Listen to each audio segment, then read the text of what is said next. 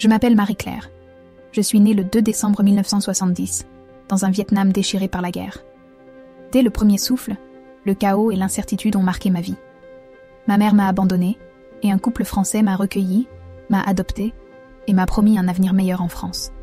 En grandissant, j'ai appris à accepter cette histoire, à la faire mienne, sans jamais questionner les détails, sans jamais imaginer que cette version des faits, si rassurante, pourrait être bien loin de la réalité. Mais en 1998, une lettre est arrivée, une simple enveloppe qui portait en elle le pouvoir de tout bouleverser. Ce jour-là, tout ce que je pensais savoir sur moi-même s'est écroulé. Les mots sur ce papier, ils m'ont révélé une vérité que je n'avais jamais soupçonnée. Mes véritables origines, l'existence de ma mère biologique, un passé que j'avais oublié, ou peut-être même jamais vraiment connu. Imaginez un instant. Que feriez-vous si tout ce que vous aviez cru était basé sur un mensonge?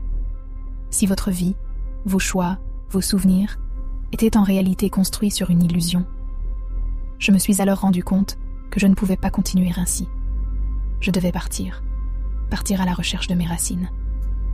Il ne s'agissait pas simplement de retourner au Vietnam, ce pays que je ne connaissais que par des images floues et des récits distants. Non, c'était un voyage bien plus profond, un voyage intérieur, vers une vérité que je ne pouvais plus ignorer. Je devais explorer ce lien invisible qui me rattachait à une terre lointaine, à une culture que je ne comprenais pas, mais qui faisait pourtant partie de moi.